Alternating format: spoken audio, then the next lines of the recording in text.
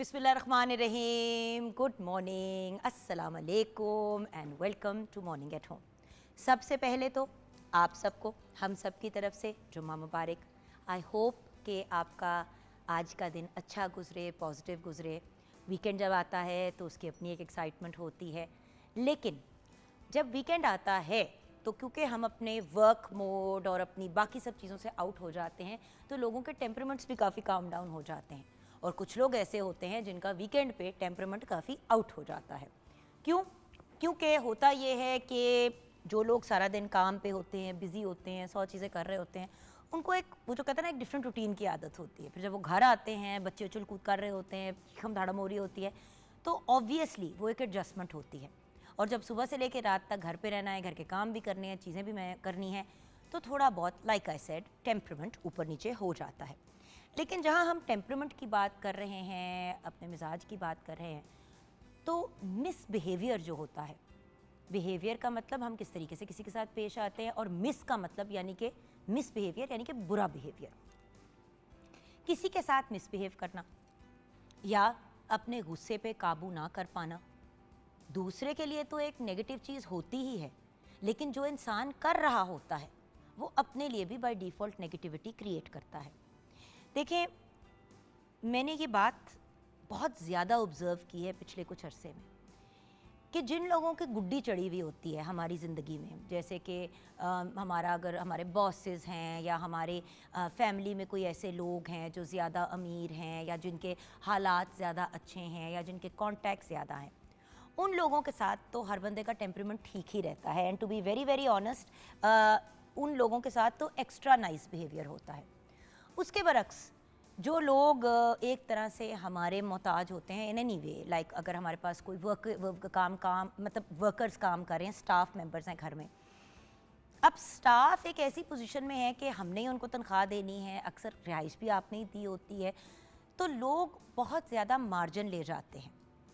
मैं ये often feel करती हूँ कि स्टाफ से लोग काम तो सारा ले लेते हैं, सारा एफर्ट्स उनसे करवा लेते हैं, लेकिन एंड में शुक्रिया के बजाय या उनको अप्रिशिएट करने के बजाय ज़्यादातर लोग जो हैं वो उनको डांटते हैं, उनको मतलब पब्लिकली इंसल्ट करते हैं, कभी कभी जलील भी कर देते हैं। ये चीज़ें बहुत मायूब हैं। देखिए, सबसे पहली और इम्पॉर्टेंट बात तो ये कि हर बंदे के साथ आपका रवैया एक ही होना चाहिए। इस चीज़ से फ़र्क नहीं पड़ना चाहिए कि अगले का रंग क्या है, नस्ल क्या है, बैकग्राउंड क्या है, किस बैकग्राउंड से हैं, मतलब पैसे उनके पास कितने हैं, उनके कितने कॉन्टैक्ट्स हैं। हर बंदा डिज़र्व करता है कि उनके साथ एक पॉजिटिव अंदाज में डील किया जाए, पॉजिटिव अंदाज से उनसे कम्युनिकेट किया जाए। देखिए, कम्युनिकेशन के बहुत से तरीके हैं। एक कम्युनिकेट करने का तरीका वो है जो मैं आपके साथ अभी आराम से बात कर रही हूँ। एक कम्युनिकेशन का तरीका ये है कि हम अपने जेस्चर से और अपने एक्शन से अपना पॉइंट अक्रॉस करें कि आप हैं तो चुप, लेकिन आप अगले से क्योंकि बात नहीं करें, आपके एक्सप्रेशन ऐसे हैं। और एक तीसरा तरीका है जिसको मैं कम्युनिकेशन नहीं कहती, मैं उसको चढ़ाई कहती हूँ, बदतमीज़ी कहती हूँ या मिसबिहेवियर कहती हूँ, वो है शॉर्ट टेम्पर्ड होना। काम में एक्सक्यूज़ मी बहुत सी चीज़ें ऊपर नीचे हो जाती हैं, घरों में भी चीज़ें ऊपर नीचे हो जाती हैं, बच्चों के साथ भी हो जाती हैं, 100 चीज़ें होती हैं। गुस्सा बड़ी नॉर्मल चीज़ है, कोई अजीब या मायूब बात नहीं है कि इंसान को गुस्सा चढ़े, लेकिन उस गुस्सा चढ़ने पे हमारा अमल क्या होता है, हम कैसे लोगों के साथ डील करते हैं।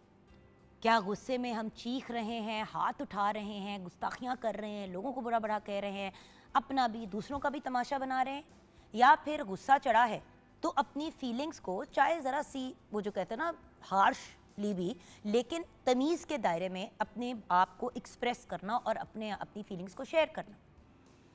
जब हम किसी पे चीखते हैं या अपना गुस्सा उसको दिखाते हैं तो अक्सर औकात ऐसे लोग या तो वापस मतलब इंसान आपसे लड़ पड़ता है अगर वो आपकी ही पोजीशन में हो, और अगर वो उस पोजीशन ऑफ पावर में नहीं है जिसमें आप हैं तो इंसान चुप हो जाता है। सो बॉसेस की अगर मैं बात करूं, अब देखिए, काम की कैपेसिटी में अक्सर चीज़ें ऊपर नीचे हो जाती हैं और उसमें ऊंच नीच की बात होती है, लेकिन अगर एक इंसान अपने किसी गिले या शिकवे को काम से रिलेटेड आपके साथ शेयर कर रहा है और आपको गालियाँ निकाल रहा है, आपको लोगों के सामने इंसल्ट कर रहा है, आपको नकम्मा, नकारा, इडियट, ये वो वटेवर गंदी गंदे अल्फाज आपके लिए यूज़ कर रहे हैं, तो वो प्रोफेशनलिज्म की बाउंड्री को बहुत पहले क्रॉस कर गया है, जैसे ही उसने कोई एक बुरा लफ्ज़ अपने मुंह से निकाला। तो ये वाली चीज़ें अगर मैं कहूँ कि अब्यूज़ की कैटेगरी में जाती हैं तो ये बात गलत नहीं होगी। वर्क प्लेस में भी अब्यूज़ होता है। एक वक्त था जब बच्चे स्कूल जाते थे और अगर वो बात नहीं सुनते थे या अगर वो फॉर एग्ज़ाम्पल ज़रा औखे होते थे स्कूल में या वटेवर, तो स्कूल टीचर्स हाथ उठाते थे, रूलर से मारते थे। फिर बड़ी क्लियरली ये लॉ पास हुआ कि जी मार नहीं, प्यार और हाथ नहीं उठा सकते। क्यों? क्योंकि एक टीचर बच्चे के लिए रोल मॉडल है, वो एक एग्जाम्पल है अपने उन बच्चों के लिए कि भाई मुझे इस किस्म का इंसान बनना है। तो अगर वही हाथ उठाएगा, गाली गलोच करेगा, बदतमीज़ी करेगा बच्चों के साथ, तो वो उसको क्या पैगाम दे रहा है कि भाई जब भी कोई मसला हो या कोई बात पसंद ना आए तो गालियाँ निकालें, बदतमीज़ियाँ करें, गुस्ताखी करें। तो एक तो जिस्मानी तौर पे किसी की भी इंसान को फिजिकली असॉल्ट करना, गंदी ज़बान इस्तेमाल करना, टेक्निकली बात गलत है, वो तो अपनी जगह। लेकिन उसके साथ साथ एक नेगेटिव चीज़ आप अपने घर, अपने स्कूल्स में बच्चों को सिखा रहे थे, तो वो बात ख़त्म हो गई। कोई पनिशमेंट, कोई चीज़ नहीं, तरीके से आपने बात करनी है, पेरेंट्स को कन्वे करना है, व्हाटएवर। अब आ जाते हैं घरों में। जब पेरेंट्स बच्चों पे चीखे मारते हैं, बदतमीज़ियाँ करते हैं, हाथ उठाते हैं, तो उनसे बच्चों की टेम्परामेंट ख़राब होती है। या तो वो बहुत चुप और डरे हुए बच्चे होते हैं, या फिर वो दूसरे एक्सट्रीम पे चले जाते हैं, यानी कि उनका मिसबिहेवियर और उनका रवैया और एटीट्यूड वही हो जाते हैं, वैसे ही हो जाते हैं जैसे कि उनके साथ गुस्से में और बुरे मूड में किया जाता है। सो अगर हमने लाइफ को बैलेंस में लेके आना है तो सबसे पहले तो ये बात अंडरस्टैंड करनी है कि हर इंसान अपने कैरेक्टर से जज किया जाता है, और वो कैरेक्टर कैसे डिफ़ाइन होता है? हमारे बिहेवियर से। और अगर आपके बिहेवियर में मिस ज़्यादा है और गुड कम है तो ये प्रॉब्लम है। तो मिस बिहेवियर किसी भी कैपेसिटी में अनएक्सेप्टेबल है। मीडिया में मैं अक्सर देखती हूँ कि जो लोग मीडिया में, जिनकी बहुत ज़्यादा उस तरह से गुड्डी चढ़ी होती है, बहुत रिनाउंड पर्सनैलिटीज़ बन जाते हैं, उनके रवैये चेंज हो जाते हैं। वो आम आवाम से सीधे मुँह बात करना ही नहीं पसंद करते। कोई सेल्फी का कहता है तो वो अक्सर झड़प देते हैं, डांट देते हैं। सो मिस बिहेवियर किसी भी किस्म का अनएक्सेप्टेबल है। और आजकल की दुनिया में जहाँ पे इतनी पकड़ है कि एक सेकंड में पता चल जाता है कि किसने क्या कहा, किसके बारे में कब कहा, किस अंदाज में कहा, किस लहजे में कहा, क्या वर्ड्स यूज़ किए, तो आजकल की दुनिया में तो व्यूअर्स बिल्कुल भी ऐसा रिस्की काम नहीं करना चाहिए। क्योंकि और कुछ नहीं तो पहले तो ये होता था ना कि अल्लाह ताला की पकड़ से हम डरते थे। लोग मेरे ख्याल से थोड़े बेहिस हो गए, उनको एहसास नहीं हुआ कि भाई अल्लाह ताला की पकड़ तो फिर भी काबिल कबूल इस पॉइंट ऑफ व्यू से है क्योंकि अल्लाह मियाँ कभी भी हमें हमारी बर्दाश्त और हमारी सख्त से ज़्यादा सज़ा नहीं देंगे।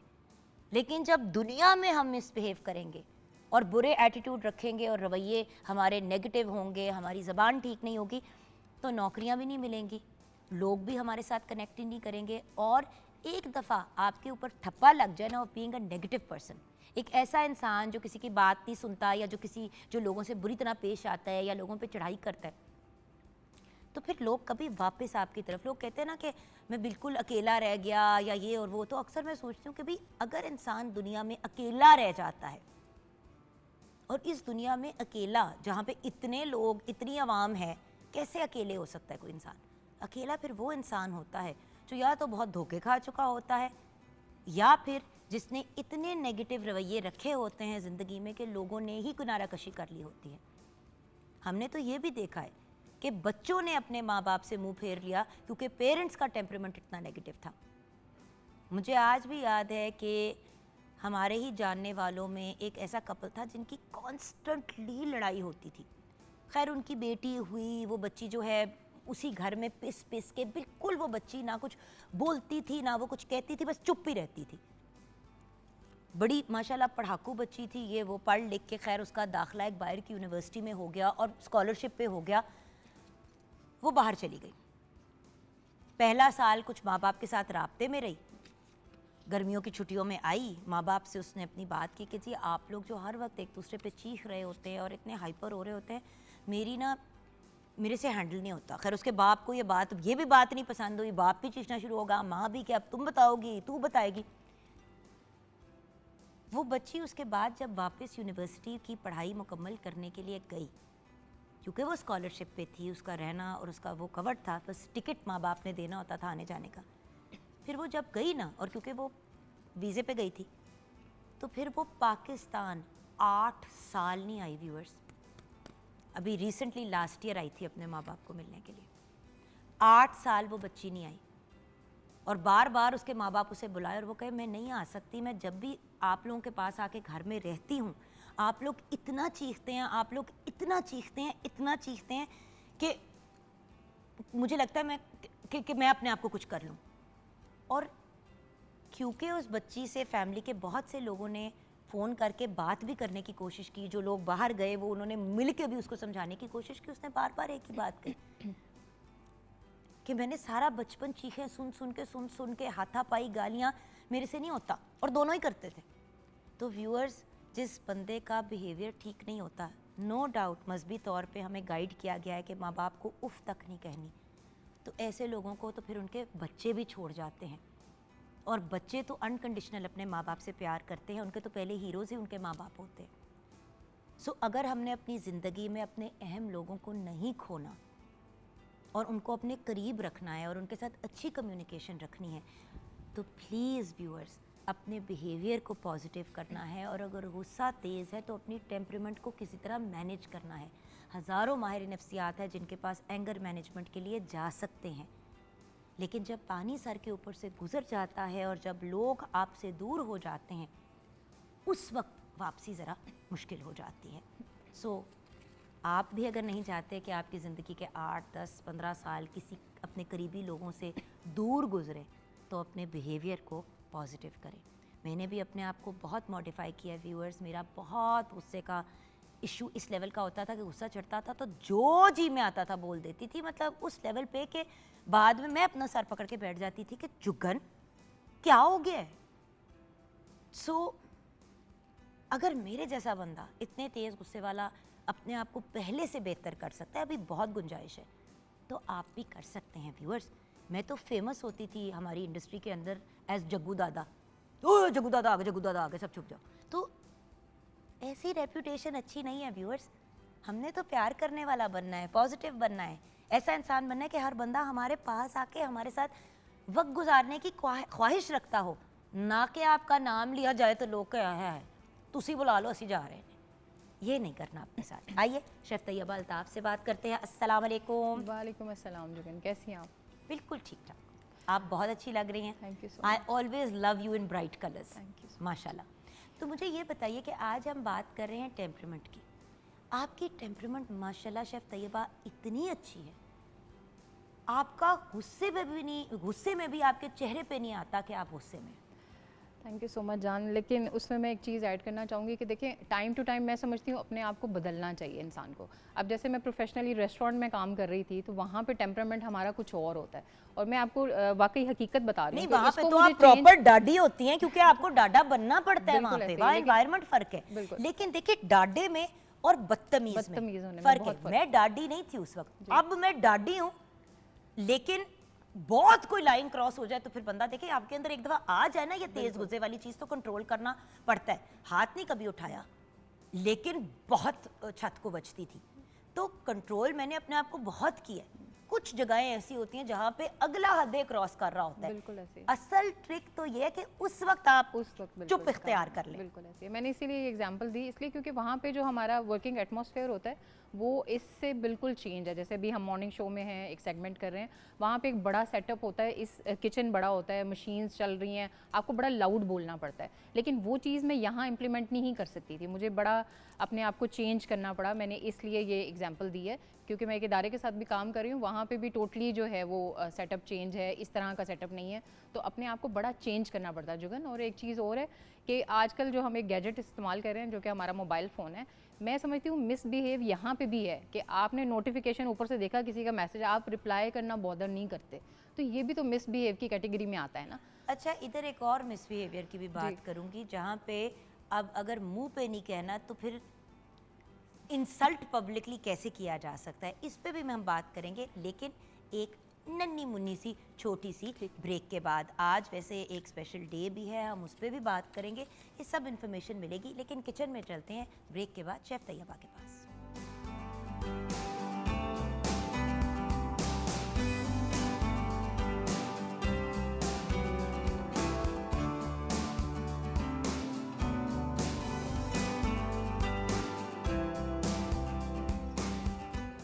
जी हाँ, welcome back from the break viewers. हम आ गए हैं किचन के अंदर और ना जाने क्या बनने वाला है। आज बन रहा है अचारी कीमा।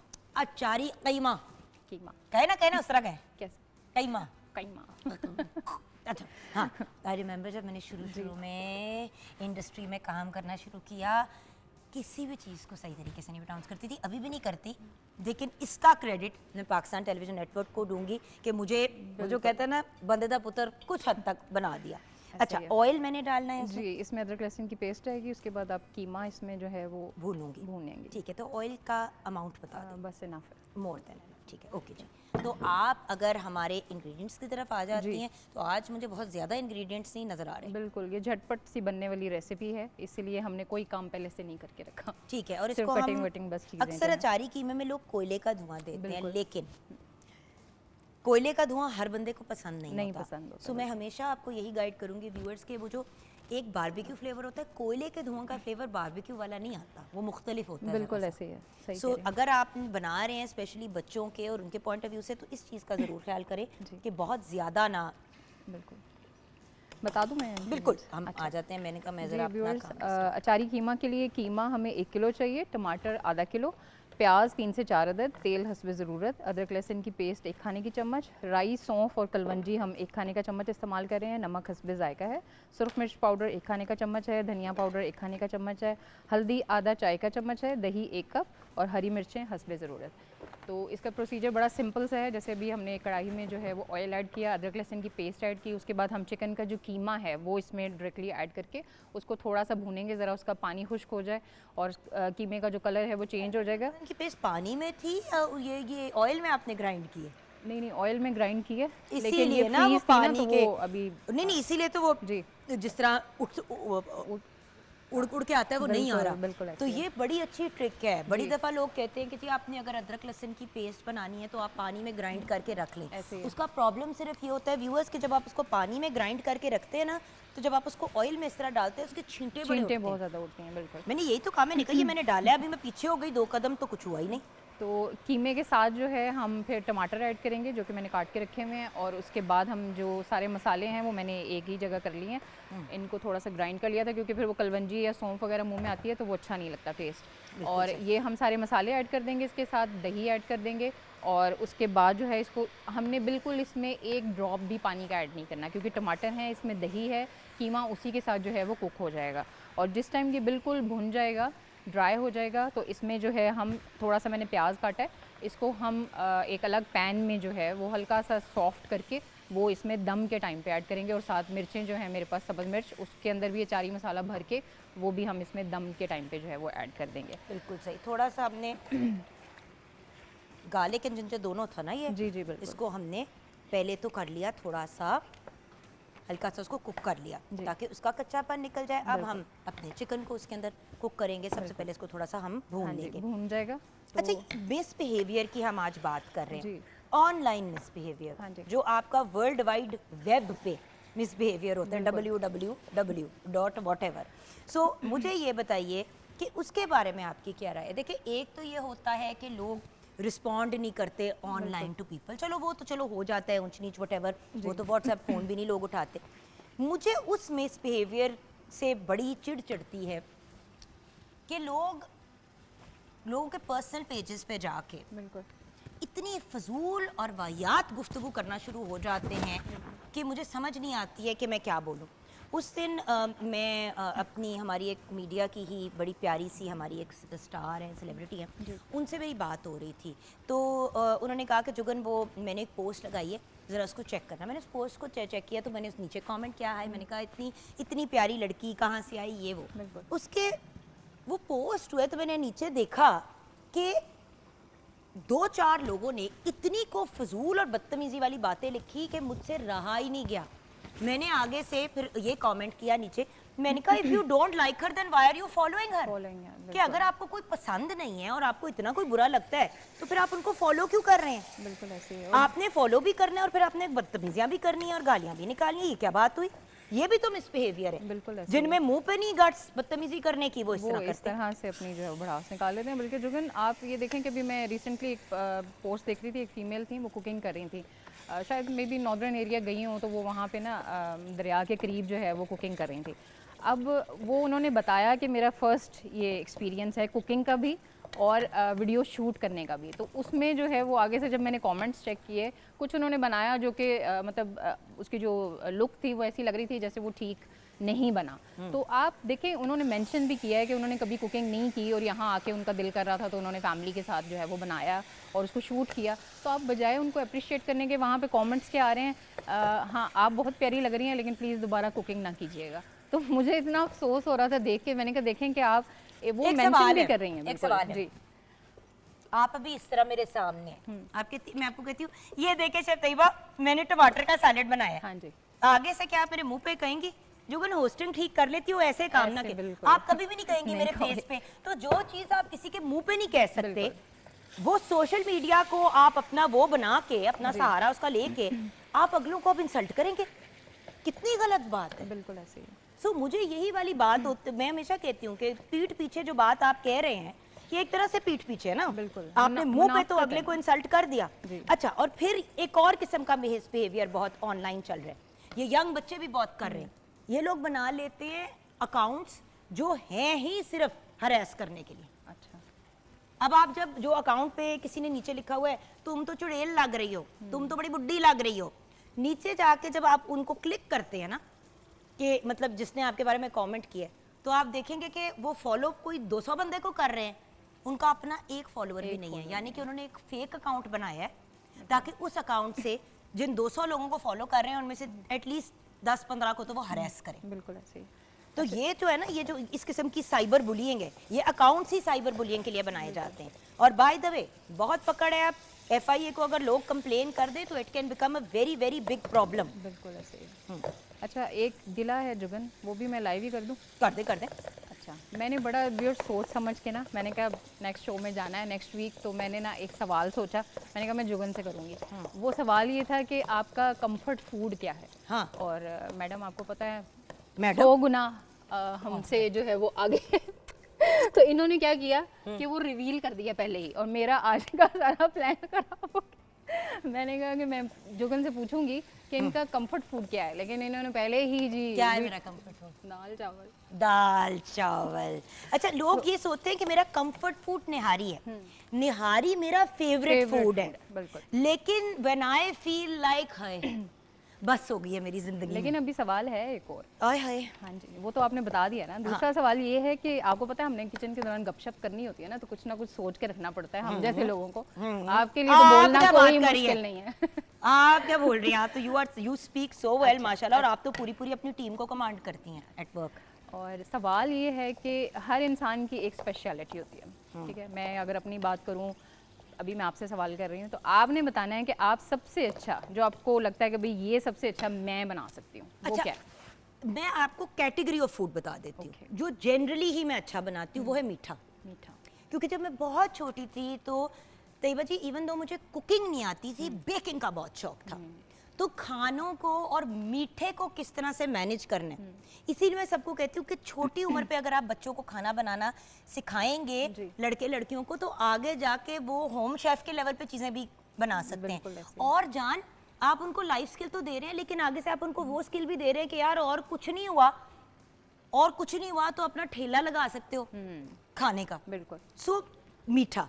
और मीठे में देसी गोरा दोनों ही मैं बहुत अच्छा बनाती हूँ। जिस तरह अगर ब्राउनीज हो गए, केक्स हो गए, ऑब्वियसली हाई एंड नहीं जिस तरह के आप लोग बनाते हैं प्रॉपर डेकोरेटेड वगैरह, बट लाइक मजे का केक जिसकी शक्ल भी ठीक होती है। मैं बच्चों के साथ अक्सर बेकिंग करती हूँ।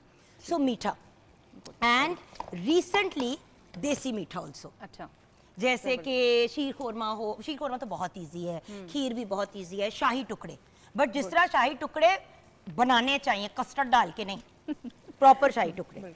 सो ये चीज़ें आप बताएं, आपकी स्पेशलिटी क्या है? वैसे शेफ से ज्यादती है ये पूछना, इट्स लाइक सेइंग आपको अपना बच्चा कौन सा पसंद है, लेकिन ज़्यादातर पाकिस्तानी कुजीन, क्योंकि मैं समझती हूँ जहाँ मेरे बच्चे ओके कर देते हैं ना कि मामा ये चीज़ ज़बरदस्त है, मैं कहती हूँ वो मेरा बेस्ट है। तो जो चीज़ बट देसी में क्या सबसे अच्छा बनाते देसी में हलीम भी है, निहारी सबसे ज़्यादा घर में पसंद की हैं? मैं जाती ये है। कहने लगी थी घर पे डिमांड किस चीज़ की घर पे आती है? डिमांड निहारी और हलीम ज़्यादा। Absolutely wonderful.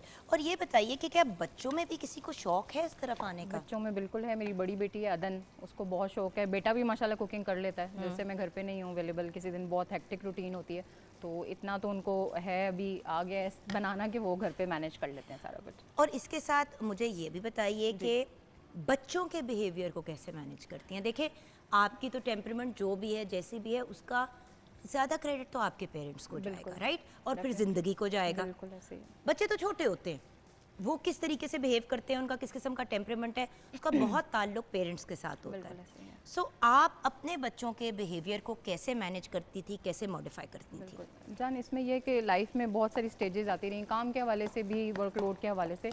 मैंने बच्चों के साथ हमेशा जो है ना वो फ्रेंडली बिहेवियर रखा है। उसमें ये कि मैंने मतलब कोई भी बात है ना, मैं उनको क्लियर पिक्चर दिखाती थी कि भाई ऐसे है, अगर मैं ये काम कर रही हूँ बेटा तो इसमें मेरी ये रूटीन होगी। मतलब मैंने उनसे कभी कोई चीज़ हाइड नहीं की अपनी रूटीन को लेके भी। और अगर कोई, आपको पता है इंसान है, परेशानियाँ, मामला, चीज़ें ज़िंदगी में चलती रहती हैं, तो हमेशा मैंने उनको ट्रू पिक्चर दिखाई, जिसका असर ये हुआ कि अब बच्चे माशाल्लाह इतने सेंसिबल हैं कि वो समझ जाते हैं, मेरे फेशियल एक्सप्रेशंस को ही देख के वो समझ जाते हैं, मुझे बाकायदा कुछ कहना नहीं पड़ता। देखिए, पुराने वक्तों की ये बात, देखिए शायद बच्चे डरते भी बहुत थे माँ बाप उनसे। क्या आजकल प्रॉब्लम ये है कि हम ओवर कम्युनिकेट करना शुरू हो गए हैं? क्योंकि जिन बच्चों के साथ हम बहुत वो जो कहते हैं ना कि कैजुअल एक वो रखते हैं, बिल्कुल उन बच्चों का एटीट्यूड बिल्कुल फ़र्क होता ऐसे है। ही है। जिन बच्चों के साथ ज़रा सर स्ट्रिक्टली का मतलब मारना नहीं है, ऊंची आवाज़ नहीं है, एक्चुअली बच्चों को प्रॉपर तरीके से हैंडल करने का तरीका ये कि उनको भी सुने, उनकी भी समझें, लेकिन लाइन तो बताए ना कि कौन सी है जो आपने क्रॉस नहीं करनी। मसला ये है कि एक लाइन होती है जहाँ पे मैं अक्सर अपने बेटे हमजा को भी कहती हूँ कि हमजा अब आप गुस्ताखी के जुमरे में जा रहे हैं। बिल्कुल जहाँ पे बच्चे को पता तो चले ना कि गुस्ताखी आखिर होती क्या चीज़ है। आजकल की दुनिया में तो मुझे जिस चीज़ पे सबसे ज़्यादा हैरत होती है वो ये होती है कि बच्चों को पता ही नहीं है कि सर्टन चीज़ें बदतमीजी हैं। बिल्कुल मतलब अपने, अगर आपका कोई बड़ा कमरे के अंदर एंटर हुआ है तो खड़े होकर सलाम करना तमीज़ है, लेकिन हम क्या करते हैं कि हम उस बेसिक तमीज़ को भी अपने बच्चों को समझाना ज़रूरी नहीं समझते। And that is the fundamental problem.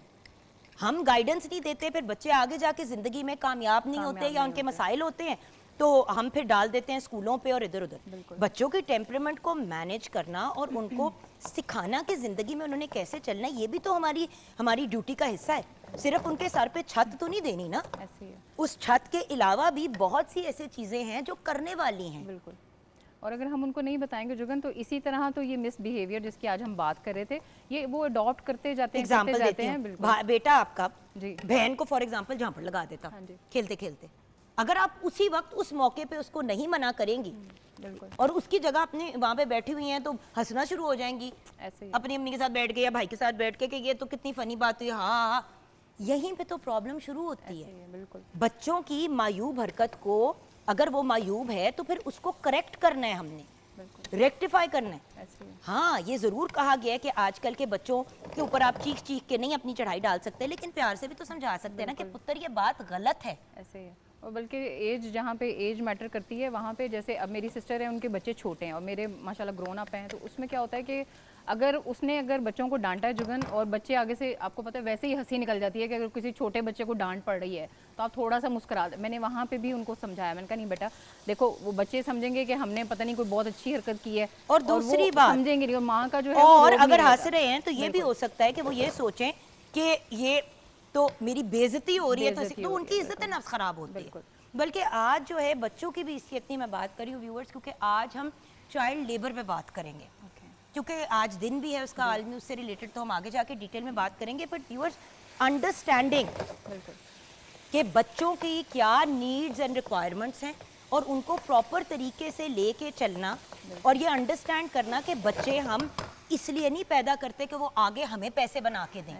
हम बच्चों को अगर पैदा करते हैं तो वो अपनी जिम्मेदारी पे इस लिहाज से पैदा करते हैं कि भी हमने इनकी किफालत करनी है। फिर जब उनको लोगों के घर में जॉब्स के लिए छोड़ दिया जाता है, ये डाल दो जी बिल्कुल। लोगों के घर जॉब्स पे, पहले हमने व्यूअर्स आपने देखा कि पानी को ड्राई किया, हमने गपशप लगाते रहे लेकिन हमने पानी को ड्राई किया। अब उसका पानी ड्राई हुआ है तो अब टमाटर डाला है, अब टमाटर के साथ भूनेंगे, टमाटर का पानी सूखेगा तो फिर राइट जी, फिर उसमें हम दही भी ऐड कर देंगे।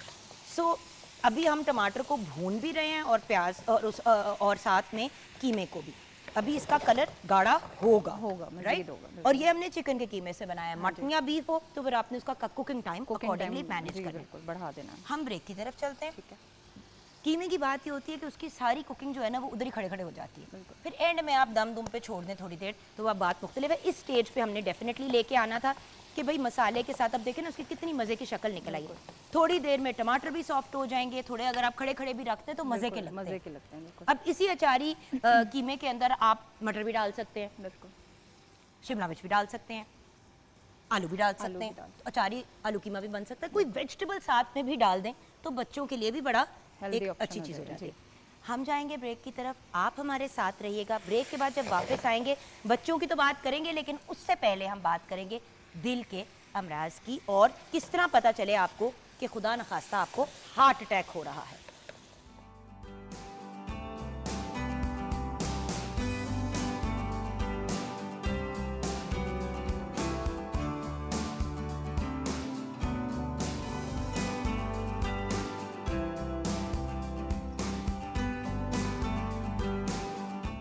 Welcome back from the break viewers, जुम्मा मुबारक। हमारे साथ one of our favourite doctors, very nice थरा जेंटलमैन, एक ऐसी पर्सनालिटी जिनको हम जब भी प्रोग्राम पे बुलाते हैं हमेशा आते हैं और हर बार कोई ऐसी इंटरेस्टिंग और यूनिक पते की बात करके जाते हैं कि हम भी 2-3 हफ्ते सोचते रहते हैं कि डॉक्टर साहब ने तो बड़ी पते की बात की थी।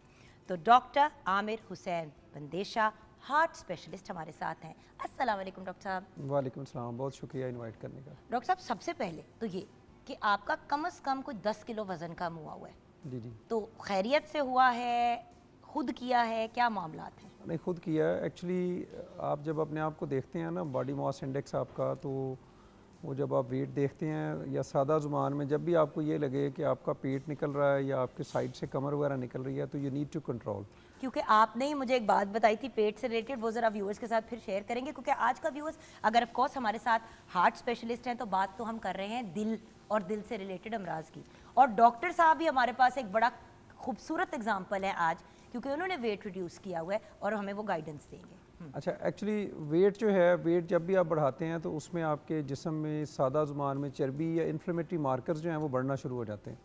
आपका पूरा जो जिस्म है वो सोजिश की हालत में रहता है और उसमें आपका इंसुलिन रेजिस्टेंस या ब्लड प्रेशर के साथ साथ चिकनाई के लेवल जो हैं वो बढ़ना शुरू हो जाते हैं जब आपका वज़न बढ़ता है।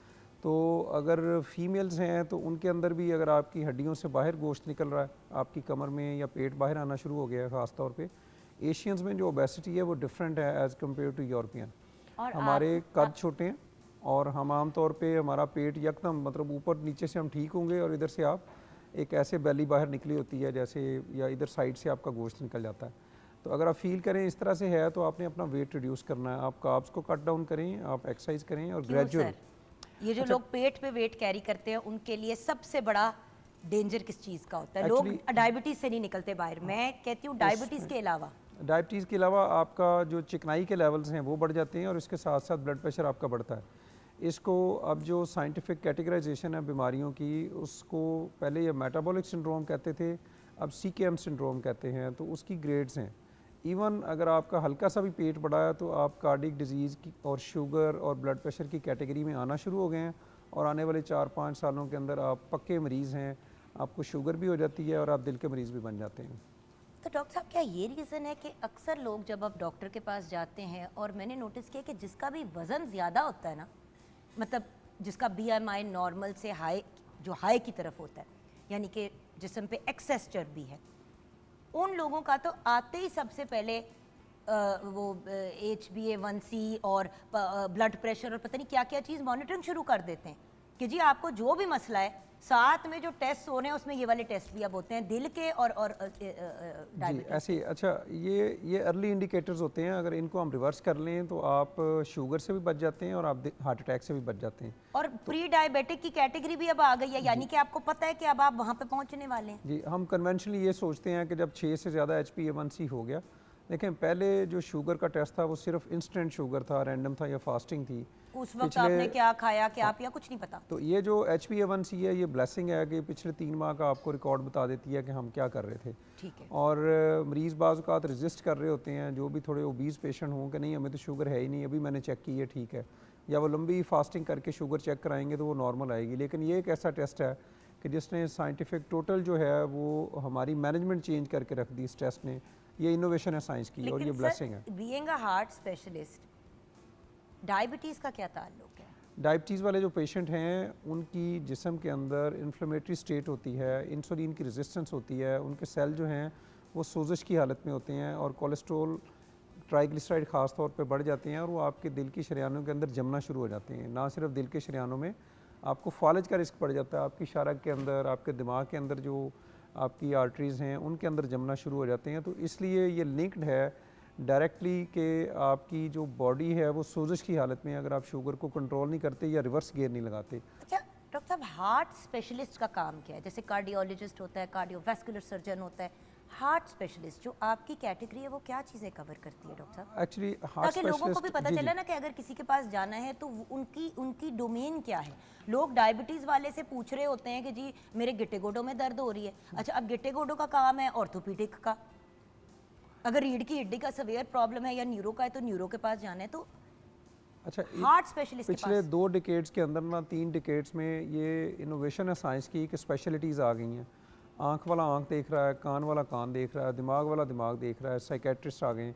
पहले ये कंसेप्ट नहीं होता था और पाकिस्तान के अंदर तो 10-15 साल में ये चीज़ें आई हैं और अभी भी बहुत सारे लोग हमसे घुटनों का इलाज करा रहे होते हैं। हम एक कन्वेंशनली उनकी मोहब्बत में कर तो रहे होते हैं, क्योंकि बंदा एक जनरल स्पेशलाइजेशन करके बेचारा पाकिस्तान में जीपी बन जाता है। हाँ, लेकिन इनकार हम कभी नहीं करते। हम जो बेसिक चीज़ें हैं वो दे के उसके बाद हम आगे रेफ़र कर देते हैं रूमेटोलॉजिस्ट को। तो ये कंसेप्ट के हार्ट स्पेशलिस्ट दिल की और ब्लड प्रेशर की बीमारियों को डील करते हैं। आपको हार्ट अटैक आ गया है, आपके दिल के पट्टे कमज़ोर हो गए हैं, आपकी धड़कन के मसाइल हैं, तो इससे मुतल्लिका जितने भी हैं, और शुगर के साथ अगर कॉम्प्लिकेशन आना शुरू हो गई हैं दिल की, आपके कोलेस्ट्रॉल या चिकनाई के डिफरेंट लेवल्स ट्राइग्लिसराइड वगैरह के बढ़ गए हैं, तो वो कार्डियोलॉजिस्ट डील कर रहा होता है अपनी डेली प्रैक्टिस के अंदर। और इसके अलावा फिर कुछ कंजेनिटल बीमारीज़ हैं, जैसे दिल के अंदर सुराख है या आपके धड़कन के कंजेनिटल मसाइल हैं, तो उनको कार्डियोलॉजिस्ट देख रहे होते हैं। और इसमें भी आगे अब कैटेगरीज आ गई हैं। कुछ लोग सिर्फ क्लिनिकल जो दवाइयाँ हैं या एको वगैरह वहाँ तक रहते हैं, कुछ लोग ऐसे हैं जो इंटरवेंशन करते हैं, जो स्टेंट वगैरह या एंजियोग्राफियाँ करते हैं, जैसे हम लोग हैं। फिर इसमें धड़कन का शोबा एक अलग हो गया है कि धड़कन के जो स्पेशलिस्ट हैं कार्डियोलॉजिस्ट, उनको इलेक्ट्रोफिजियोलॉजिस्ट कहते हैं। वो अभी कम है पाकिस्तान में, लेकिन अब यहाँ पे बड़े बड़े जितने हॉस्पिटल हैं उनके अंदर इलेक्ट्रोफिजियोलॉजिस्ट जो हैं वो आ चुके हैं। तो अगर आप लोगों का एक तरह से बोर्ड बैठता है जब कोई कॉम्प्लिकेटेड केस आए। जी ऐसे ही उसको हार्ट टीम कहते हैं, उसमें सर्जन, उसमें फिजिशियन, उसमें अगर इलेक्ट्रोफिजियोलॉजिस्ट की ज़रूरत है उसको, इन सब को बिठा के आप पेशेंट का फ़ैसला करते हैं। स्ट्रेट फॉरवर्ड अगर पेशेंट है तो वो तो ईजी है, अगर कोई मुश्किल पेशेंट है जिसका फ़ैसला एक डॉक्टर नहीं कर सकता तो फिर उसमें पूरा बोर्ड बैठ के फ़ैसला करता है। अच्छा डॉक्टर साहब, एक चीज़ जिसकी आपने भी बात की दिल की धड़कन की, उसके बाद मैं आपके पास आऊँगी जो सबसे कॉमन दिल के प्रॉब्लम्स है पाकिस्तान में। दिल की धड़कन का क्या मसला हो सकता है डॉक्टर साहब? अच्छा, ये देखना बहुत ज़रूरी है कि दिल की धड़कन का मतलब ये नहीं कि आपको हार्ट अटैक हो गया, और ये समझना भी ज़रूरी है कि दिल जो है वो आपकी एक बेसिक मशीनरी है। आपको स्ट्रेस आया, दिमाग से केमिकल्स निकले, धड़कन ने तेज़ होना। आपके पाँव पे चोट लगेगी, धड़कन ने तेज़ होना। आपको अनीमिया हो गया, खून की कमी हो गई तो धड़कन ने तेज़ होना। It doesn't mean that you are pure cardiac patient. आपने जाके कार्डियोलॉजिस्ट को दिखाया, वो आपको क्लिनिकली असेस करके ECG और एको बेसिक टेस्ट कराएगा और उसके साथ वो इन्वेस्टिगेट करेगा कि धड़कन कम या ज़्यादा। थायराइड के मसाइल आए तो धड़कन हाइपरथायराइडिज्म में बढ़ जाती है। तो जब तक आप बेस को नहीं पकड़ेंगे तो धड़कन को दिल का मरीज़ बनाना ये ठीक नहीं है। इसकी मिसाल ये होती है, जैसे स्ट्रेस का मैंने बताया कि आपने ट्रेडमिल की, एक्सरसाइज की, केमिकल्स रिलीज़ हुए जो फाइट एंड फ्लाइट को मेंटेन करते हैं, उस मैकेनिज़्म को एक्टिवेट करते हैं, तो आपकी धड़कन ने तेज़ होना है। इसका मतलब ये नहीं है कि हमने ट्रेडमिल पे गोलियां खिलानी है। उसको स्ट्रेस या ट्रेडमिल से निकालेंगे, वो रेस्ट में बैठेगा तो वो ठीक हो जाएगा। अच्छा, क्योंकि कुछ लोग कहते हैं ना, हाय मैं मुझे बड़ा दिल की धड़कन का प्रॉब्लम है। तो मैं कहा, दिल की धड़कन का प्रॉब्लम क्या होता है? चले, ये भी क्लैरिटी मिल गई। अब आते हैं व्यूअर्स, ब्रेक के बाद डॉक्टर साहब आप हमें गाइड करेंगे कि पाकिस्तान में टू बी वेरी ऑनेस्ट सबसे ज़्यादा तो हमें यही सुनने को मिलता है कि हार्ट अटैक हो गया। जी। तो भाई अगर हार्ट अटैक हो गया तो क्या हार्ट अटैक होने से पहले कोई ऐसे इंडिकेटर्स नहीं है कि हार्ट अटैक होने वाला है या हार्ट अटैक हो सकता है? तो क्यों हम बर्बादी का वेट करते हैं? ये एक बड़ा मेजर सवाल है, क्योंकि हार्ट के डॉक्टर के पास बंदा सिर्फ तब भी जाता है जब उसको या तो हार्ट अटैक हो गया होता है या वो एक दफ़ा 1 2 4 दिन इमरजेंसी में गुजार के किसी क्राइसिस में फिर वो जाता है। तो हार्ट के डॉक्टर से कब रब्ता करना चाहिए, किस स्टेज पे लाइफ के करना चाहिए, कोई प्रीएम्प्टिव या प्रिवेंटिव भी मेजर्स हैं, ये हम डॉक्टर आमिर से डिस्कस करेंगे ब्रेक के बाद।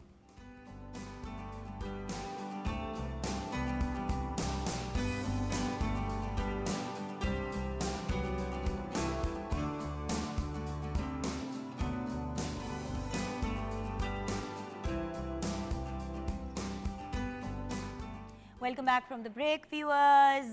The brilliant doctor Aamir Hussain Bandesha हमारे साथ हैं, हार्ट स्पेशलिस्ट। अगर आप लाहौर या पंजाब या लाहौर के गिरदोनवा में रहते हैं और कभी कोई हार्ट से रिलेटेड आपकी फैमिली में किसी को भी इशू रह चुका है तो आप डॉक्टर आमिर हुसैन बंदेशा साहब का नाम जानते होंगे। डॉक्टर साहब माशाल्लाह माशाल्लाह आपने बहुत इज्जत कमाई है माशाल्लाह, और लोग लिटरली आके इवन आपके दायरे पे आपको नाम से मांगते हैं माशाल्लाह से। सो डॉक्टर साहब मैं अब आना चाहूँगी हार्ट अटैक की तरफ। आजकल जिथे देखो अम्मी जी को हार्ट अटैक हो गया, अबू जी को हार्ट अटैक हो गया, भाई को हार्ट अटैक हो गया, भाई 22 साल का, फलां रिश्तेदार को हार्ट अटैक हो गया 38 ईयर्स का। और सिर्फ हार्ट अटैक नहीं, यंग डेथ्स कितनी हो रही हैं, ये क्या कहानी? हार्ट अटैक तो आई एम सॉरी, जिस तरह बच्चे होते थे तो बुढ़ों की प्रॉब्लम होती थी, बुजुर्गों की प्रॉब्लम होती थी। अच्छा, इसमें ना वैसे तो उस कैटेगरी में मैं भी आ अच्छा गई हूँ। क्वेश्चन है, हाँ बहुत अच्छा क्वेश्चन है। इसका जवाब आप खुद दे देंगी कि आज से 50 साल पहले ये क्यों नहीं था हार्ट अटैक? जब लोग से कहते हैं कि लोग मर जाते थे, लोगों को पता नहीं होता था कि हार्ट अटैक से मरे। आई एम सॉरी, जिस तरह कैंसर के बारे में भी कह रहे, वो था हमेशा से, लोगों को अब पता चल रहा है। ऐसी कोई बात नहीं। ये जो मॉडर्न हमारी जितनी भी लाइफ होती जा रही है, इंडस्ट्रियल लाइफ होती जा रही है, आपका स्ट्रेस लेवल बढ़ रहा है, आप टाइम पे सोते नहीं हैं, तो ये जितने अवामिल हैं ये आपको हार्ट अटैक की तरफ लेके जाते हैं। और हार्ट अटैक से बहुत पहले आप प्रोन होते हैं इनके। मिसाल के तौर पे कुछ ऐसे फैक्टर होते हैं जो मॉडिफाई नहीं हो सकते, जैसे आपकी फैमिली हिस्ट्री है, it's not choice of any child कि वो अपने माँ बाप को चूज़ कर ले, ये अल्लाह ताला की तरफ से। आप में 25-30% के करीब बीमारी आगे बच्चों में ट्रांसफ़र होती, लेकिन जैसे शुगर है, ब्लड प्रेशर है, स्मोकिंग है, आपका चिकनाई के लेवल्स हैं, आपकी ओबेसिटी है, आपका स्ट्रेस लेवल है, आप टाइम पे सोते नहीं हैं, आपके कॉर्टिसोल जिस्म में बढ़ते हैं, जिस्म आपका इन्फ्लेमेटरी स्टेट में चला जाता है। आपको जल्द की अगर बीमारियां हैं जैसे सोरियासिस वगैरह है तो 10% वो जो है हार्ट अटैक की तरफ जाने की। आपको जोड़ों की अगर बीमारियां हैं तो उनमें हार्ट अटैक कॉमन होते हैं। ये तमाम वो अवामिल हैं, अगर हम इनको कंट्रोल कर लें तो मैं आपको शर्तिया कहता हूँ कि हार्ट अटैक या कैंसर से आपका कोई लेना देना नहीं होगा। अच्छा, ये हो गया प्रिवेंटिव। अब हार्ट अटैक हो रहा है कैसे पता चले? आधे से ज़्यादा लोगों को तो लगता है इनको गैस हो रही थी जिसकी वजह, सीधी बात है, हमारे अपने जानने वालों में, हमारे बचपन के कुछ एक फ्रेंड्स का ग्रुप होता था, हम लोग क्रिकेट वगैरह के, उनमें से एक 22 साल का लड़का, obviously this is like 20 years ago, 22 साल का हमारा दोस्त, पता चला कि वो फलां हॉस्पिटल में है, उसको हार्ट अटैक हो गया है। सारे के सारे जो है ना दोस्त अहबाब, उनके अम्मा अब्बा पहुँचे तो पता चला गैस का प्रॉब्लम है।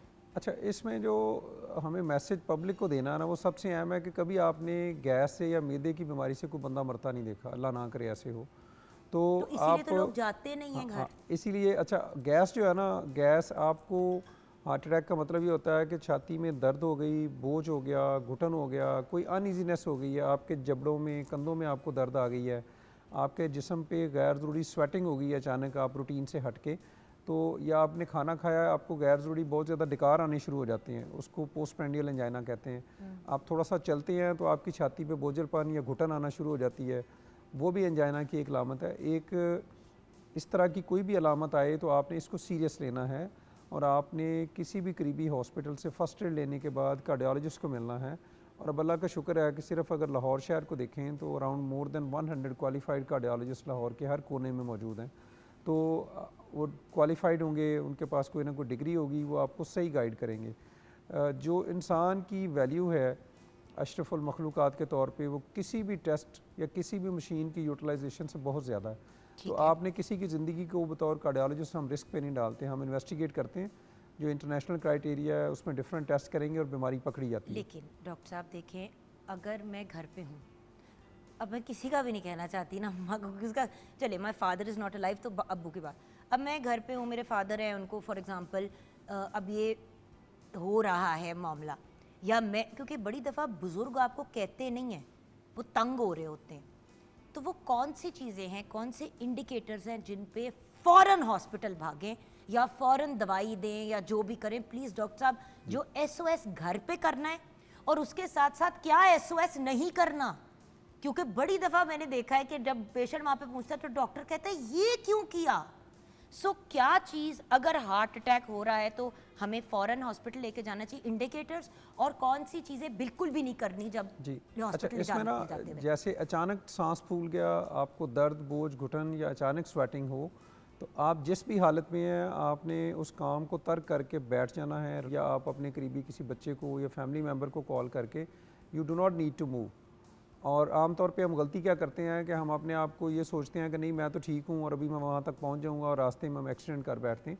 कॉल करें, 5 से 7 मिनट के अंदर आपको एम्बुलेंस लाहौर में मिल जाती है। 1122 कर दें जी। अच्छा, उसमें आपने जब भी करना है 1122 के बाद आपने फौरी तौर पे, अगर आपके घर में डिस्प्रिन की गोली है तो वो आप एक खा लें। बिल्कुल ठीक है। एस्प्रिन, कोई भी एस्प्रिन एस्प्रिन आपने खा ली, आपने 300 मिलीग्राम की एक गोली खानी है, तो उससे आपका 50% जो रिस्क है कॉम्प्लिकेशंस का वो कम हो जाता है। इसके अलावा कोई और दवाई नहीं है जो आप घर पे ले सकते हैं। बाज़ औक़ात लोग एंजिसिड की गोली या स्प्रे वगैरह यूज़ करते हैं, लेकिन उसका नुकसान ये है, हमारी ऑब्जर्वेशन में ये आया है कि वो फौरी तौर पे ब्लड प्रेशर भी गिराती है और धड़कन को तेज़ या स्लो कर देती है, और मरीज़ आमतौर पे फिर कॉम्प्लिकेशंस के साथ रिपोर्ट होते हैं। तो सिंपल एस्प्रिन आपने लेनी है 300 मिलीग्राम, और डॉक्टर को फौरी तौर पे चेक कराना है, कार्डियोलॉजिस्ट। और जिसको पहले हार्ट अटैक हो चुका है उसका केयर क्या है?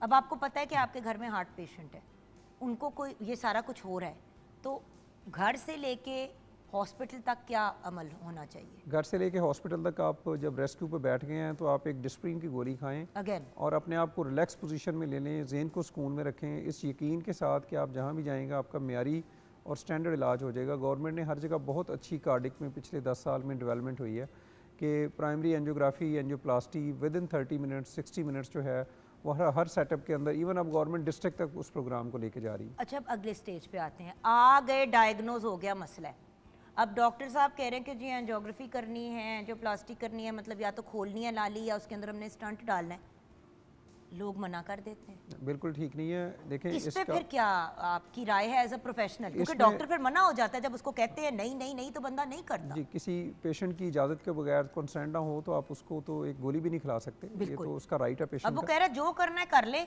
इसमें हमने एजुकेट करना है सोसाइटी को कि अगर आप एंजियोग्राफी या एंजियोप्लास्टी वगैरह कराते हैं तो इससे आपके कामयाबी का जो चांस है इट इज़ मोर देन 95% के आप और वो ऑपरेशन नहीं है, सिंपल छोटा सा एक कट लगाना है सुन करके। प्रोसीजर है। मेरे हस्बैंड का मेरी आंखों के सामने आपके इदारे पे हुआ था। जी जी, ऐसे ही है, और वो बहुत सेफ प्रोसीजर है, मोर देन 99% सेफ है। और जागे हुए थे फैसल। जी बिल्कुल, वो होश में होते हैं, आप बातें कर रहे होते हैं और आपका विद इन 5, 10, 15 मिनट्स जो है एंजियोग्राफी और स्टेंट वगैरह हो के आप नॉर्मल ज़िंदगी की तरफ आ जाते हैं।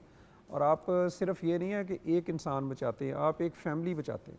हम डॉक्टर्स जब पेशेंट को देख रहे होते हैं वो फील लाइक यार इसके बच्चे हैं, ये कमा रहा होगा, या ये फीमेल है तो इसके बच्चों की माँ को ज़रूरत है, इनको सबको। तो आप एक ज़िंदगी नहीं बचाते, आप एक फैमिली बचाते हैं, और ये अल्लाह ताला ने इसका अजर देना होता है। मोर देन 95% ये कामयाबी के साथ होता है, और इसमें आलमोस्ट ज़ीरो ख़तरे वाली बात है। अब बहुत एडवांसमेंट आ गई है। अब तो बाईपास भी इतना सेफ हो गया है, पहले होता था ऑलमोस्ट हफ्तों घर में ऑफिस उधर पेशेंट पड़ा रहता था हॉस्पिटल में, अब तो इतनी एडवांसमेंट हो गई। और व्यूअर्स, कसम से painless procedure with in few minutes हो जाता है, होश में होता है, पेशेंट भी बातें कर रहा होता है, आप डॉक्टर के साथ कम्युनिकेट कर रहा होता है। अगर कोई फैमिली मेंबर है तो वो एक ग्लास का डोर होता है, उसके पीछे कुछ जगहों पे आपको देखने भी देते हैं।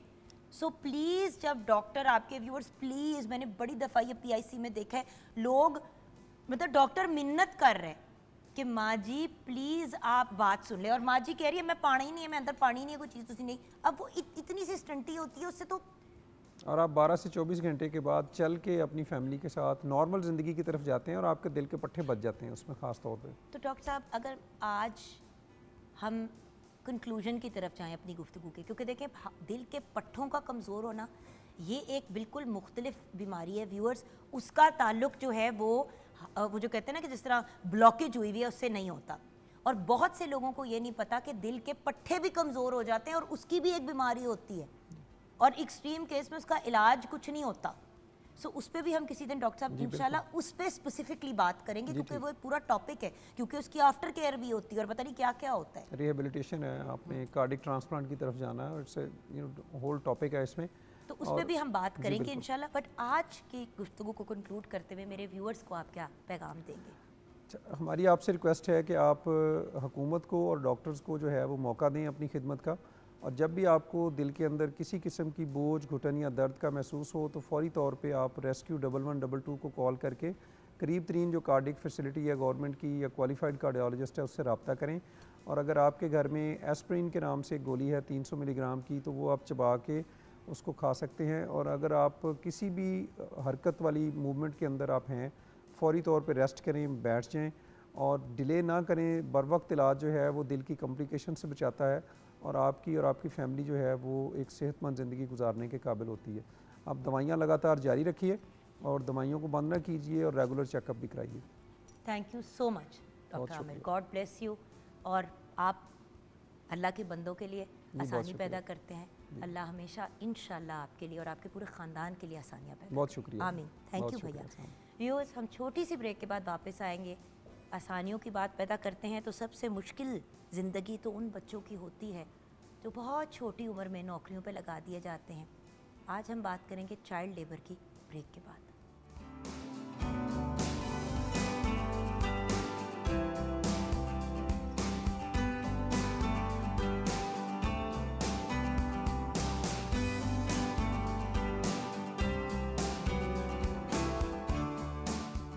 Welcome back from the break viewers. आज world day against child labour है जो हर साल 12 जून को मनाया जाता है। लेकिन इस टॉपिक पे अगर हमने बात अभी शुरू कर दी तो मेरा नहीं ख्याल, और सच्ची बात है मेरा भी मूड नहीं है कि मैं किचन में जाऊं, क्योंकि ये टॉपिक बहुत इम्पॉर्टेंट है और समझने वाला है। तो आइए जल्दी से किचन में नज़र डालते हैं। जी शेफ तैयबा। जी व्यूअर्स, हमने जो है वो अचारी कीमा तैयार किया है और इसके साथ बेस्ट कॉम्बिनेशन होता है लच्छा पराठा, लेकिन कम ऑयल के साथ। ज़रूर ट्राई कीजिएगा। क्या बात है आपकी। Thank you so much and have a wonderful weekend. Thank you. Thank you. अल्लाह हाफ़िज़। चलें व्यूअर्स, अब बढ़ते हैं अपनी एक बहुत ही ब्रिलियंट पैनल ऑफ गेस्ट की तरफ। हमने सोचा कि आज अगर हम बात कर रहे हैं चाइल्ड लेबर की, world day against child labour, अफसोस के साथ कहना पड़ता है कि चाइल्ड लेबर पूरी दुनिया में किसी ना किसी तरीके से, किसी ना किसी कैपेसिटी में एग्जिस्ट तो करता है। किसी ना किसी जगह पे कहीं ना कहीं known, unknown, under the table jobs, बहुत चीज़ें चलती हैं। लेकिन हमारा फ़र्ज़ बनता है पेरेंट्स होने के नाते, सिटीजन्स ऑफ द वर्ल्ड होने के नाते, कि ये जो एक बहुत ही मायूब चीज़ है इसको हम रोकें। जैसे कि लोगों ने पोलियो को ख़त्म करने के लिए हर किस्म का एफर्ट कर दिया, वेरियस बीमारियों को ख़त्म करने का, तो ये भी मेरे ख्याल से किसी भी सोसाइटी के लिए एक बहुत बड़ी बीमारी है, क्योंकि आप अपने किसी भी मुल्क की फाउंडेशन को बर्बाद कर रहे हैं। क्योंकि children are the foundation and then the future. घर की नींवें ख़राब कर दी तो क्या आगे जाके क्या चलेगा और क्या नहीं होगा। तो आएँ मिलते हैं अपने एक्सपर्ट से। हमारे साथ हैं Iftikhar Mubarak, child protection specialist, member board of governors, child protection and welfare bureau, government of Punjab. अस्सलाम वालेकुम। वालेकुम अस्सलाम। नाम तो बड़ा सुना था, मुलाकात भी हो गई अब सही तरीके से। Then we have with us, इनको तो अब आप जान ही गए होंगे क्योंकि इनके बगैर, आपको पता है कि लीगल एक्सपर्टीज़ के बगैर मैं कोई काम नहीं करती ऑन मॉर्निंग एट होम। हमारे साथ है बैरिस्टर वकास अब्रेज़ खान, और as you know he is a child rights expert, human rights expert, मतलब इंसान दोस्त हमारे ये वाले भाई हैं। कैसे हैं आप सर? ठीक ठाक, looking very charming as always. And then हमारी प्यारी सी स्माइलिंग, मुस्कुराती हुई, भाई चाइल्ड साइकोलॉजिस्ट हो तो फिर ऐसे चेहरे वाले हो कि जो भी आए वो कहे भाई इनकी तो बात हमने सुननी है। हमारे साथ बहुत ही प्यारी सी सबा शब्बीर शेख हैं। अस्सलाम वालेकुम। वालेकुम अस्सलाम। कैसी है जुगन? ठीक है, बिल्कुल ठीक ठाक मेरी जान। अब हम इस सीक्वेंस में नीचे जाएंगे बिकॉज सबसे पहले आज के दिन की बात करने से पहले चाइल्ड लेबर को सर आप डिफाइन करेंगे। चाइल्ड लेबर क्या है? बहुत शुक्रिया जुगन। देखिए, चाइल्ड लेबर को समझने के लिए बहुत ही उसकी एक आसान पैरामीटर है और उसकी बहुत ही आसान डेफिनेशन है। कोई भी ऐसा काम जिसको करने से नंबर एक बच्चे का तालीमी सिलसिला मुनक़ता हो जाए और बच्चे की सेहत को नुकसान पहुंचने का खदशा हो, ऐसी सिचुएशन में किया जाने वाला कोई भी काम चाइल्ड लेबर कंसिडर किया जाएगा। So that is a very simple definition जो हमारे इस वक्त जो देखने वाले हैं वो उनको समझ सकते हैं कि अगर बच्चा स्कूल जाने की उम्र में स्कूल नहीं जा रहा और स्कूल जाने की बजाय वो किसी भी वर्क प्लेस पर जा रहा है, वो कोई वर्कशॉप हो सकती है, वो कोई फैक्ट्री हो सकती है, वो कोई होटल हो सकता है, वो किसी का घर हो सकता है, वो कोई खेत हो सकता है, या वो कोई भी ऐसी वर्क प्लेस जहाँ पर कोई इकोनॉमिक एक्टिविटी जनरेट हो रही है, वो बच्चा अगर स्कूल जाने की उम्र में वहाँ पर जा रहा है और स्कूल नहीं जा रहा तो ये सिचुएशन चाइल्ड लेबर कंसिडर होगी। इसी तरह से और अगर चाइल्ड लेबर किस उम्र तक होता है? अच्छा, ये इस पे बड़ी कंफ्यूजन है। इस पे बड़ी मैं confusion तो हमेशा कहती थी कि जी 18 साल से कम उम्र का बच्चा आपने घर में नहीं रखना। मेरे पास बच्चियां आ जाती थी 16 साल की, अपना वो बेफॉर्म लेके कि आप ही 16 साल की तो मैं हूँ। मैं कहा बेटा मेरे लिए 18 साल की उम्र पे आप एडल्ट बनते हो, तो मुझे ज़रा ये बता दें कि हम लोग चले लीगल पैरामीटर में या एटलीस्ट हमारे पाकिस्तान के पैरामीटर में चाइल्ड किसको कहते हैं? अच्छा जुगन, ये बड़ी दिलचस्पी का सवाल है। गलत और सवाल तो नहीं पूछ लिया मैंने? ये बहुत दिलचस्पी का सवाल है और ये एक बड़ी जिसको हम कहते हैं ना एक कंफ्यूज सिचुएशन की भी जो है वो अक्कासी करता है। पाकिस्तान के अंदर इंटरेस्टिंगली आफ्टर 18th अमेंडमेंट हर सूबे के अंदर अपना चाइल्ड लेबर को डील करने का एक अपना कानून जो है वो मौजूद है और हर कानून के अंदर जो बच्चे की डेफिनेशन है वो बिल्कुल फ़र्क है। सिंध, खैबर पख्तूनख्वा, बलूचिस्तान, यहाँ पर जो है वो बच्चे को आमतौर पर 14 साल की उम्र का फ़र्ज जो है वो डिफ़ाइन किया गया, जबकि पंजाब के अंदर अभी रिसेंटली पंजाब लेबर कोड जो है उसको पास किया गया है पंजाब असम्बली की जानिब से, तो बच्चे को जो है वो लेबर के लिए 16 साल की उम्र का फ़र्ज जो है वो डिफ़ाइन कर दिया गया। अब यही तो बात है ना, इसीलिए यू नो पीपल ऑफन से टू मी कि आप हर वक्त मरियम नवाज़ की बात कर रही होती हैं। देखिए, मैं पाकिस्तान टेलीविज़न नेटवर्क पे पिछले 16 साल से प्रोग्राम कर रही हूँ। मैंने हर पॉलिटिकल पार्टी के ज़माने में काम किया है, यानी कि मैंने सबके लिए काम किया। वो स्टेट चैनल है। मुझे ma'am as a human being इसलिए पसंद है क्योंकि आई डोंट, देखिए I have never cared about anyone's political affiliation. जो काम अच्छा बंदा करता है मुझे उससे गर्ज है। बिल्कुल लाइक अ मदर सोच रही है ना, क्योंकि मेरे लिए मेरा 14 साल का बच्चा जो है वो बच्चा ही है, मेरे तो 16 साल का भी बच्चा है। लेकिन ऑब्वियसली अगर दूसरे प्रोविंसेस 14 कह रहे हैं तो 16 is a big step for Punjab. Exactly. और हम शुक्रिया अदा करते हैं पंजाब गवर्नमेंट का, और बाकी गवर्नमेंट्स को भी रिक्वेस्ट करेंगे। देखिए, आप लोगों को अपने मामलात बेहतर पता है, मैं तो एज एन एंकर कर रही हूँ, बट रिक्वेस्ट ज़रूर करूँगी कि 16 तक अगर ले जाएं तो सर थोड़ी सी मेरे ख्याल से बिल्कुल जी, 16 तक ले जाने की सूरत में दूसरा ये भी होगा। देखिए ना, 14 साल की उम्र पे लड़के तो चले, लड़के भी अपनी एक बड़ी टफ स्टेज से गुजर होते हैं, बच्चियां भी अपनी एक फिजिकल स्टेज से गुजर रही होती हैं। बिल्कुल 16 पे कहीं जाके चीज़ें थोड़ी सेटल होती हैं जी, बिल्कुल। और दूसरा, जब ये तमाम सूबाई हुकूमतें इसको अगर 16 पे ले जाएंगी तो हमारी जो कॉन्स्टिट्यूशनल गारंटी है राइट टू एजुकेशन की, ये उसके साथ भी जो है वो अलाइन हो जाएगी कि 16 साल तक की उम्र के बच्चे शुड बी और must be in the school instead of any work place. बिल्कुल सही बैरिस्टर साहब, यहीं पे जहाँ पे हमने बात छोड़ी, अगर वहीं से आप इसको पिक कर लें, और साथ में फिर आज का दिन मनाने का पाकिस्तान में क्या मकसद है? देखिए, दुनिया के हर जगह जी उनके अपने एजेंडा होते हैं, हमारा क्या पर्पस है आज का दिन मनाने का? अच्छा, 2-3 चीज़ें मैं आपको गुज़ार करना चाहूँगा। नंबर 1 ये कि इंटरनेशनली तो चाइल्ड के राइट्स को रिकग्नाइज़ किया जाता है। फंडामेंटल जो पूरी दुनिया के अंदर, जो कि यूएनओ के अंदर जो हेग कन्वेंशन, वियना कन्वेंशन, उसमें 10 बच्चों के जो बुनियादी राइट्स जो हैं वो डिफ़ाइन किए गए। राइट टू लाइफ है, राइट टू एजुकेशन है, राइट टू हेल्थ है, राइट टू क्वालिटी इन्वायरमेंट है, एट्सेट्रा। अच्छा, इसके अंदर जो पाकिस्तान का कॉन्स्टिट्यूशन है उसका आर्टिकल 11 और सब क्लास 3 के अंदर चाइल्ड लेबर को डिफ़ाइन किया गया है। Below the age of 14 years कोई भी बच्चा किसी हैजरस प्लेस पे भेजा जाता है, उसकी कोई उसकी ज़िंदगी को किसी किस्म की अदम तहफ़्फ़ुज़ का शिकार है, वो किसी माइन पे, किसी कान पे, किसी जगह पे, ऐसी जगह पे कि जहाँ पे उसकी ज़िंदगी को ख़तरा लाहक है, तो उसे पाकिस्तान के आइन के अंदर जो है चाइल्ड लेबर का नाम दिया गया और उसको 14 साल उसको लिमिट दी गई है। अब जो मौजूदा कवानीन जिसके ऊपर लेजिस्लेशन करने की बात की गई है, 2016 के अंदर 17 के अंदर एक पंजाब का कानून आया, फिर सिंध का 2017 में आया, KPK का 2014 में आया। तो मैं ये समझता हूँ कि जो मौजूदा इसके ऊपर इंटेंट है लेजिस्लेचर की, स्पेशली मैं पंजाब असम्बली की बात करूँगा, उसमें ये तजवीज़ दी गई है कि इसे 16 साल तक कर दिया जाए। चूँकि constitution is the fundamental law of the land, is a supreme law of the land, तो कोई भी चीज़ कॉन्स्टिट्यूशन ऑफ पाकिस्तान से कॉन्ट्ररी जो है वो इस्टेब्लिश नहीं की जा सकती। बिल्कुल ठीक। दूसरी चीज़ आपने कहा कि इसको मनाने का क्या मकसद है, या पूरी दुनिया के अंदर ये चाइल्ड राइट्स की जो अवेयरनेस का, आई थिंक कि जो आज के हमारे बच्चे हैं वो कल के कायद हैं, आज के बच्चे कल के इकबाल हैं, आज के बच्चे कल के शाहीन हैं, और ये बच्चे ही किसी कौम का, जो आपने बात की, फाउंडेशन है, उसकी बुनियाद है, उसका सरमाया है, उसका सतून बनेंगे कल कला। जब ये फैमिली बनेगी, ख़ानदान बनेगा, माशरा बनेगा, कबीला बनेगा, रियासत बनेगी। तो आई थिंक कि यही वो बच्चे हैं जिनकी निगहदाश्त करने के लिए रियासत जो है वो, जिसके साथ हमारा एक सोशल कॉन्ट्रैक्ट है, उसकी बुनियादी ज़िम्मेदारी है राइट ऑफ एजुकेशन उनको प्रोवाइड करना, जो हमारा आइन आर्टिकल 25A के अंदर प्रोवाइड करता है।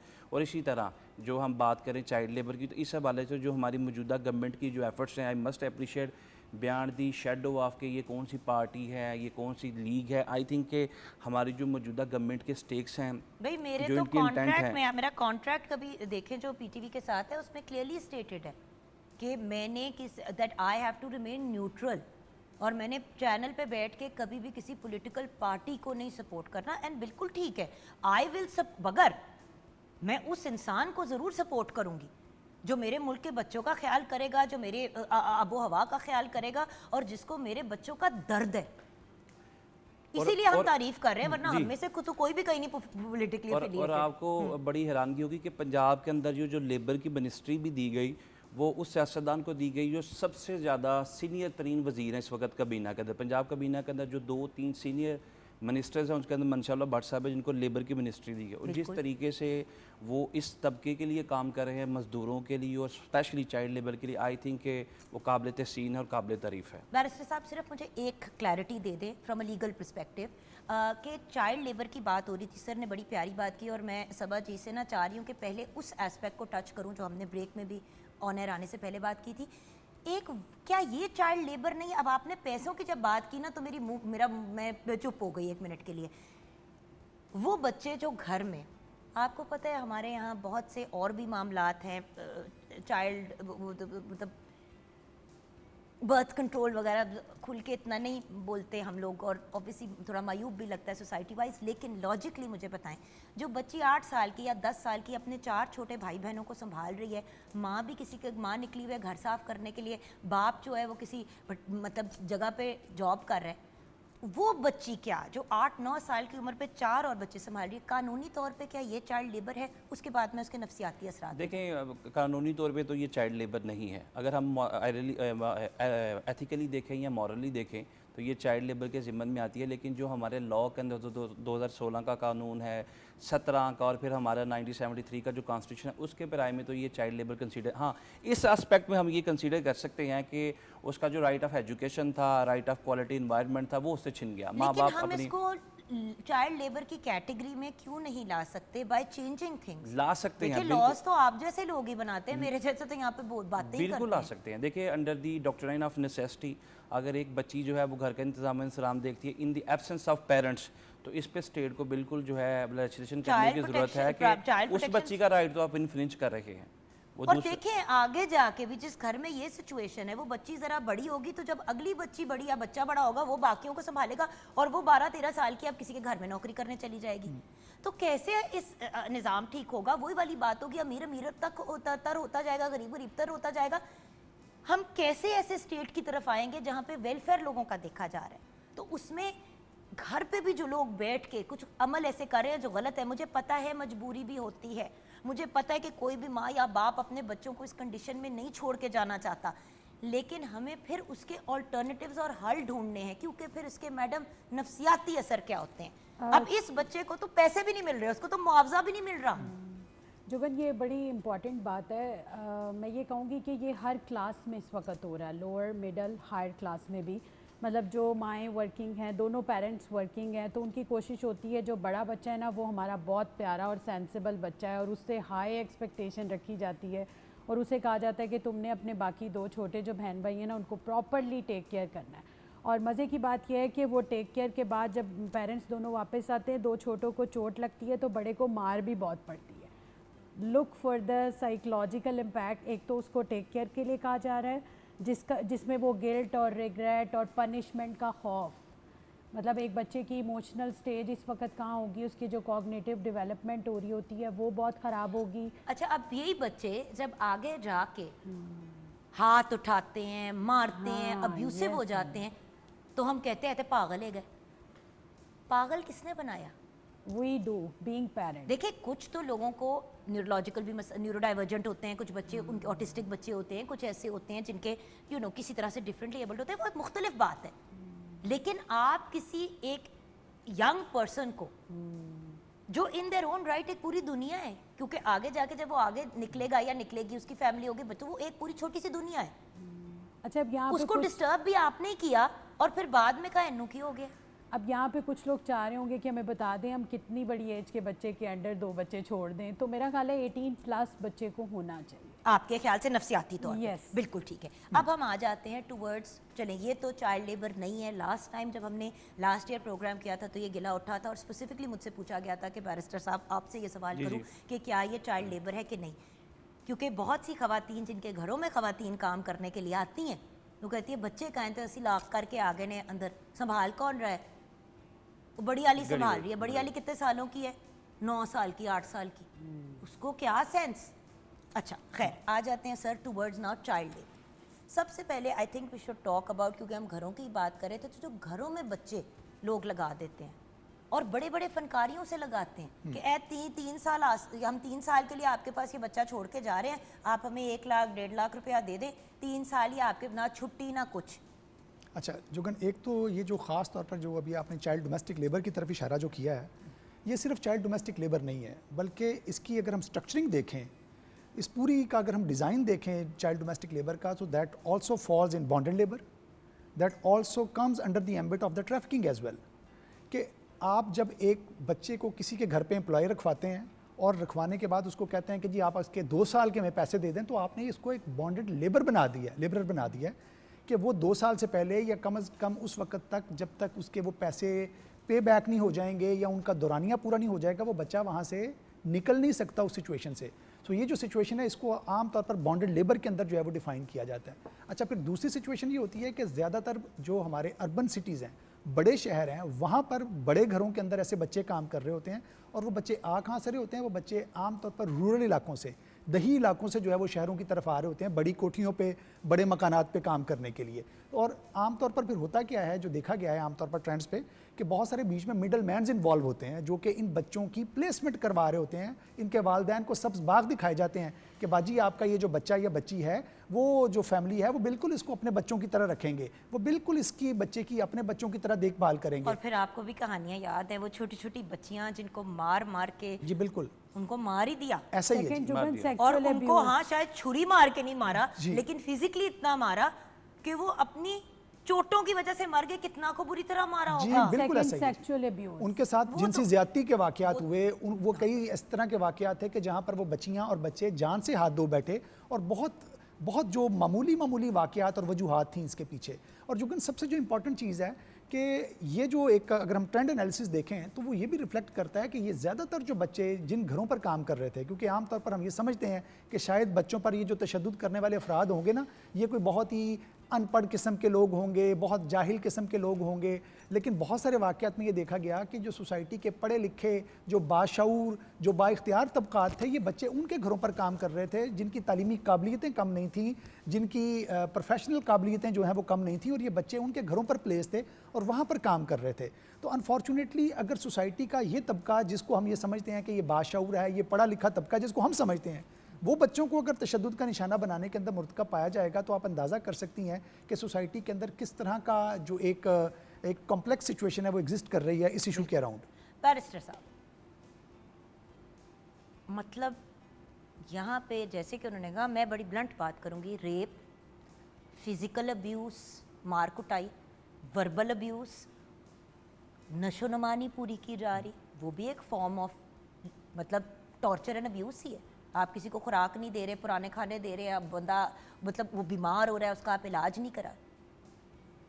ये तो साइकोटिक लेवल का बिहेवियर है। ये तो मतलब बंदा कहे ना ये ज्यादती है, ये बहुत छोटा वर्ड है।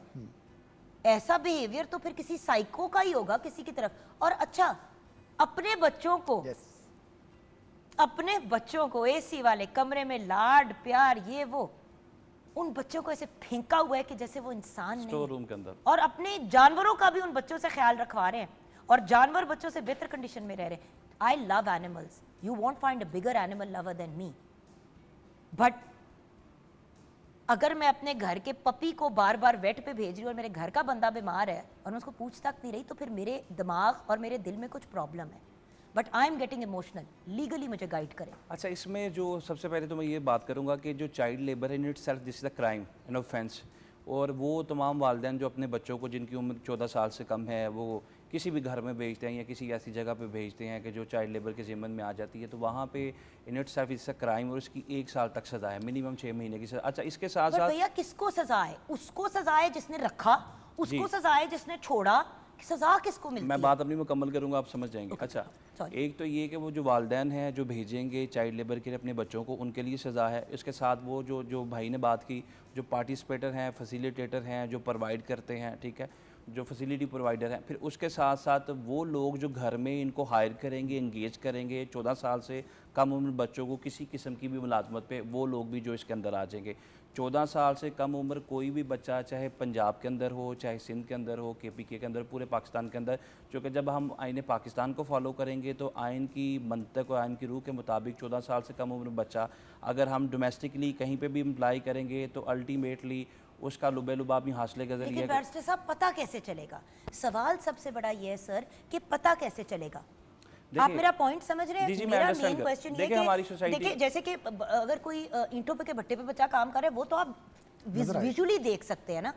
अब घरों के अंदर जब ये मामला चलते हैं तो आप जैसे लोग, मेरे जैसे लोग भी जाते हैं, लेकिन कंप्लेन किसको करें? बिल्कुल इसी तरह देखिए, हमारी सोसाइटी के अंदर जो हमारा जो एक अमीर तबका ये शराफिया, वहाँ पे तो ये this is the culture and trend in our society के जो बच्ची, जिस तरह भाई ने बात की कि दही इलाकों से बच्चे या बच्चियाँ आती हैं तो उन पर मुलाजमत पर रख लिया जाता है। इसके लिए गवर्नमेंट ने डिफरेंट डिपार्टमेंट्स के अंदर, जिस तरह FBR के अंदर डिफरेंट जो हमारे इन्वेस्टिगेटिंग जस्टिस है, वहाँ पे इन तमाम चीज़ों को बेहतर तरीके से वो लेके चले। आई थिंक कि वक्त आने वाला है कि जब इन चीज़ों की सर्विलेंस और इसको बेहतर तरीके से सुपरवाइज़ किया जाएगा और घरों के अंदर जो भी लोग मुलाजिम रखेंगे, अगर वो मुलाजिम को प्रॉपर तरीके से उसकी रजिस्ट्रेशन जो है वो लोकल पुलिस स्टेशन में नहीं करेंगे तो अल्टीमेटली उसका हमेशा भुगतना पड़ेगा। अभी तक तो इस तरह का कोई एग्जिस्टिंग लॉ मौजूद नहीं है। चाइल्ड प्रोटेक्शन ब्यूरो बनाए गए हैं, डिफरेंट इंस्टीट्यूशंस मौजूद हैं पंजाब के अंदर, पाकिस्तान भर के अंदर, डिफरेंट प्रोविंसेस में, लेकिन अगर हम उनकी वर्किंग देखें, अगर हम उनकी एफिशिएंट या एफिकेसी देखें तो आई थिंक कि वो आटे में नमक के बराबर नहीं है और खुल्ला ये सारी चीज़ें हमें नज़र आती हैं। असल में पता है प्रॉब्लम क्या है बैरिस्टर साहब? जब लॉज इम्प्लीमेंट किए जाते हैं, ऐसी जगहें बनाई जाती हैं, तो अवाम के भी तो ताउन की ज़रूरत है ना। बिल्कुल, अवाम के भी तो ताउन की ज़रूरत है। देखें व्यूअर्स, आप देख रहे हैं एक ज़्यादती होते हुए, आप नहीं कंप्लेन कर रहे, लेकिन आप ड्राइंग रूम में बैठ के कह रहे हैं हाय ला वो वाली खातून, इसके घर में तो उसने छोटे छोटे बच्चे रखे हुए काम पे, तो भाई then bring it to the notice of the right authorities. वो कौन सा आपका नाम लेके शिकायत करेंगे? लेकिन उस बच्चे के साथ जो, अगर वो अल्लाह ना करे खुदा न खास्ता हम में से किसी का बच्चा होता, तो हमने 1 सेकंड में उस पर एक्शन ले लेता, क्योंकि हमने नहीं पैदा किया, हमारी कोख से नहीं निकला, तो हम बॉदर नहीं करते। मैम, आप दोनों चीज़ों को प्लीज़ कवर कीजिएगा कि चाहे आप ईंटों के भट्टे पे बच्चे को काम कराएं या होम के अंदर कराएं, क्योंकि वो जो आउटडोर का लेबल का सिस्टम है वो भी हमने इन दोनों से गाइडेंस लेनी है, बट क्योंकि वक्त कम है तो दोनों के पॉइंट ऑफ व्यू से। देखें जुगन, हम अंडर 18 किसी से भी काम ले रहे हैं तो वो उनके इमोशंस को डैमेज करेगा। क्यों इस वक्त एंजाइटी डिप्रेशन कॉमन है बच्चों में, क्यों वायलेंस ज़्यादा है, क्यों एग्रेशन ज़्यादा है। आम रूटीन में हम देखते हैं कि किसी एक बच्चे ने दूसरे का मर्डर कर दिया। ये क्यों अंडर 18 चीज़ें ज़्यादा है? Because we forced our child कि आप कमाओ, आप काम करो, आपको कुछ करना है। मतलब मुझे लगता है कि बीइंग पेरेंट हम अपना सारा जितने हमारे प्रॉब्लम्स होते हैं हम बच्चों पे फोर्स करते हैं कि तुम लोग सॉल्व करो हमारे मसले, जबकि उनका ना तो इतना कॉग्निशन होता है, ना उनको इतनी समझ होती है। जो एज बच्चे की एजुकेशन की है, पर्सनालिटी डेवलपमेंट की है, पर्सनालिटी ग्रूम करने की है, वो पेरेंट या तो अपर क्लास में अपने बच्चों को नीचे वालों को पालने में लगा देता है कि भाई उसका ब्रॉटअप जो है बड़ा बच्चा करेगा, और सेकंड ये कि आप ये देखिए घरों में ये भी बड़ा कॉमन है कि बड़ा बच्चा छोटों को पढ़ाएगा भी, बल्कि बड़े बच्चे की पढ़ाई भी नहीं ख़राब होनी चाहिए। Like what we are doing with our kids, हम अपने बड़े वाले बच्चे को क्या समझ के बैठे हैं, जो बीइंग पेरेंट हमें करना है हम बड़े बच्चे से करवा रहे हैं। सेम गोज़ विद कि अगर फार्म पे काम कर रहा है बच्चा या लोगों के घरों में छोटे छोटे बच्चे, और स्पेशली मैंने देखा है लोग जो प्रेफर करते हैं कि छोटा बच्चा हमने रखना है, जो बड़ा हमारे पास होगा जिसकी शादी हम करेंगे। दिस इज़ एक्चुअली अ लालच जो हम और कोई शादी वादी नहीं की जाती, नहीं viewers, की जाती। कुछ नहीं किया जाता। मैं सिर्फ उन पेरेंट्स से रिक्वेस्ट करूंगी कि जो इतना वो सोच के ना कि हम अपने बच्चे को कोई नौकरी पे लगाएंगे तो उसका बड़ा ख्याल रखा जाएगा, उससे बड़ा प्यार किया जाएगा, सोचने की बात है। जो लोग 10 या 12 साल का बच्चा अपने घर में झाड़ू पोछे के लिए रखना चाहते हैं या किसी ईंटों के भट्टे पे रखना चाहते हैं, वो इसी नीयत से रखना चाहते हैं ना कि छोटा है या छोटी है, मुंह में ज़बान नहीं है, Yes. जो कहेंगे जैसे जैसे कहेंगे करेगा। अगर नीयत साफ हो तो फिर एडल्ट को क्यों नहीं रख रहे? सोचने की बात है ना। और साथ ये कि वो चीप पड़ रहा है ना, फाइनेंशियली चीप पड़ भाई रहा वो है। तो सब अपनी जगह, लेकिन बेसिकली मिज निकालनी है तो रख रहे हैं ना। हाँ, yes. मैंने आज तक किसी के घर में ये नहीं देखा कि छोटा बच्चा रखा हुआ है तो वो भी वही कपड़े पहन रहा है जो उनके बच्चे पहन रहे हैं। उनको तो फटे हुए कपड़े भी नहीं नसीब होते। खैर, let's talk about quickly the last aspect of it कि जो ईंटों के भट्टों पे, इन जगहों पे, क्या वहाँ पे भी इसी तरह बच्चे प्लेस किए जाते हैं जिस तरह घरों में प्लेस किए जाते हैं? अच्छा, भट्टों के ऊपर तो चूंकि जुगर साहबा काम करने के जो डायनामिक्स हैं वो बहुत ही फ़र्क हैं, क्योंकि वहाँ पर ज़्यादातर जो ब्रिक क्लेंस फैमिलीज़ हैं वो फैमिलीज़ के तौर पर लोग काम कर रहे हैं। अच्छा, वालिद भी मौजूद है, वालदा भी मौजूद है और उनका पूरा हाउस होल्ड सिस्टम वहाँ पर मौजूद है। वो लोग रह भी भट्टे पे वो रहे हैं। अलाउड है? नहीं, अलाउड नहीं है, अलाउड नहीं है जी, अलाउड नहीं है। लेकिन वहाँ पर जो भट्टों के ऊपर स्ट्रक्चरिंग है, यानी जो आप बात कर रहे थे कि वहाँ पर तो चूंकि वो भट्टों के ऊपर वर्कर्स जो हैं वो अपनी फैमिलीज़ के साथ आमतौर पर रह भी वहीं पे रहे होते हैं। अच्छा, कानूनी तौर पर तो भट्टों के ऊपर भी काम करना जो है that is not legally allowed, इसके ऊपर भी प्रोहिबिशन है। और इसके भाई ऊपर चाय के खोखे पे, बस स्टॉप्स पे, जी जी, अच्छा, इस पे मतलब बसेस के ऊपर छोटे छोटे बच्चे। जी, बिल्कुल, इन तमाम जगहों के ऊपर जो है वो बच्चे काम कर रहे होते हैं। बल्कि अगर हम रिसेंटली जो पंजाब चाइल्ड लेबर सर्वे आया उसने इंडिकेट किया कि हमारे यहाँ जो बच्चों की एक बहुत बड़ी तादाद है वो एग्रीकल्चर सेक्टर के अंदर काम कर रही है, वो खेतों के अंदर काम कर रही है, मुख्तलिफ फील्ड्स के अंदर काम कर रही है। और ये जो हमारे पास एग्रीकल्चर का शोबा है ये अभी तक उस तरह से हमारे फॉर्मल लेबर लॉज के अंदर जो है वो कवर नहीं है कि हमारा जो लेबर इंस्पेक्टर है वो खेत को मॉनिटर नहीं कर सकता। वो एस्टेब्लिशमेंट यानी वर्क एस्टेब्लिशमेंट जिसको हम कहते हैं, जितनी भी हमारे पास फैक्ट्रीज़ हैं, जितनी भी हमारे पास कारखाने हैं, पेट्रोल पंप्स हैं, होटल्स हैं, वो उनको तो मॉनिटर कर सकता है, चेक कर सकता है, इंस्पेक्शन कंडक्ट कर सकता है, लेकिन वो खेत को इंस्पेक्ट नहीं कर सकता क्योंकि खेत एक बहुत ही ओपन था, एक इस तरह का मैदान है। तो घरों में घुस के तो नहीं आप वो जी, कर बिल्कुल। सकते ना, अच्छा, अनलेस आपके पास लीगल राइट हो। नहीं है। अच्छा, अब वो जो पहले आपने बताया, आपने बात की कि ये जो जैसे हम चाइल्ड डोमेस्टिक लेबर की भी बात कर रहे थे कि employment behind the close door, अच्छा इसके अंदर एक जो सबसे बड़ा और भी एंगल है जो आपने खुद भी अपनी बात पे रिफ्लेक्ट किया कि डिस्क्रिमिनेशन है बच्चे के साथ एक बहुत बड़ा, कि उसी उम्र का बच्चा जो है वो सुबह स्कूल जाने के लिए अपने जिस घर पे वो काम कर रहा है वो बच्चों को तैयार भी कर रहा है, उनका लंच बॉक्स पैक कर रहा है, उनके बैग को समेट रहा है, उनको गाड़ी तक छोड़ने जा रहा है, लेकिन वो खुद स्कूल नहीं जा रहा। हमें एक दफ़ा एक डोमेस्टिक लेबर बच्चे ने बताया कि वो शाम को मालकान के बच्चों के साथ खेलने के लिए मैदान में जाता है, तो उसका काम क्या था कि वो सिर्फ फील्डिंग करता है। तो आप ये देखिए कि उस बच्चे के साथ कितनी बड़ी नाइंसाफी है। मैंने तो ये भी देखा हुआ है, चलो वो तो फील्डिंग करा ले, उनकी बड़ी मेहरबानी। उस बच्चे का काम है पानी की बोतल पकड़ना। वो जो 45,000 की आजकल बड़ी कूल बोतल आई हुई है ना, उस बच्चे को इतने पैसे 3 महीने में ना मिले जितनी की बोतल आपने उसको पकड़ाई हुई है। 3 बोतलें पकड़ी हुई हैं, बाजी का बस्ता भी पकड़ा हुआ है। हाँ, मैदान में गया है लेकिन एज लेबर। यस, और यही हमारी प्रॉब्लम है आज जिसको हम टच कर रहे हैं। सर, गुफ्तगू का टाइम बिल्कुल ख़त्म हो गया है। सर, आज आप हमारे प्रोग्राम को कंक्लूड करेंगे। अच्छा, मैं ये समझता हूँ कि जो पाकिस्तान के अंदर चाइल्ड लेबर है और इसका कला कमा और हाथमा जो है वो तब तक मुमकिन नहीं है जब तक हमारी कोऑपरेशन बतौर अवाम, इसमें हमारी कोऑर्डिनेशन और कोलैबोरेशन शामिल नहीं होगी। जहाँ पे भी हम देखें कि 14 साल से कम उम्र बच्चा जो है वो काम कर रहा है, उसमें हमें गवर्नमेंट ऑफ पाकिस्तान का, पंजाब गवर्नमेंट का भरपूर साथ देना चाहिए, रिपोर्ट करना चाहिए। और ऐसे बच्चे जिनकी निगहदाश्त हम खुद कर सकते हैं, नौरिशमेंट हम खुद कर सकते हैं, कहीं ना कहीं उनका ज़िम्मा हमें खुद भी उठाना चाहिए। अगर किसी के घर में कोई बच्चा काम करता है तो जो प्रायोरिटी या प्रेफरेंस वो अपने बच्चे की एजुकेशन पे देता है, अगर उसे वो फैसिलिटीज़ प्रोवाइड नहीं कर सकता, उसको वो कपड़े प्रोवाइड नहीं कर सकता, तो एटलीस्ट उसकी एजुकेशन पे कंप्रोमाइज़ ना करे, क्योंकि ये वो चीज़ है जो किसी कौम के दरहशंदा और ताबनाक मुस्तकबिल की ज़मानत है। आप लोगों का बहुत बहुत शुक्रिया। God bless you. I know कि ये वो दिन है जहाँ पे आप लोगों की भी अपनी बहुत सी मसरूफियात हैं, लेकिन स्टेट चैनल है, आपने स्पेशली हमारे व्यूअर्स को आगाही देने के लिए टाइम निकाला। God bless you all. आप लोग अल्लाह के बंदों के लिए आसानी पैदा करते हैं। हम सब एक तरह से अल्लाह ताला की एक अशरफुल मखलूक़ात हैं।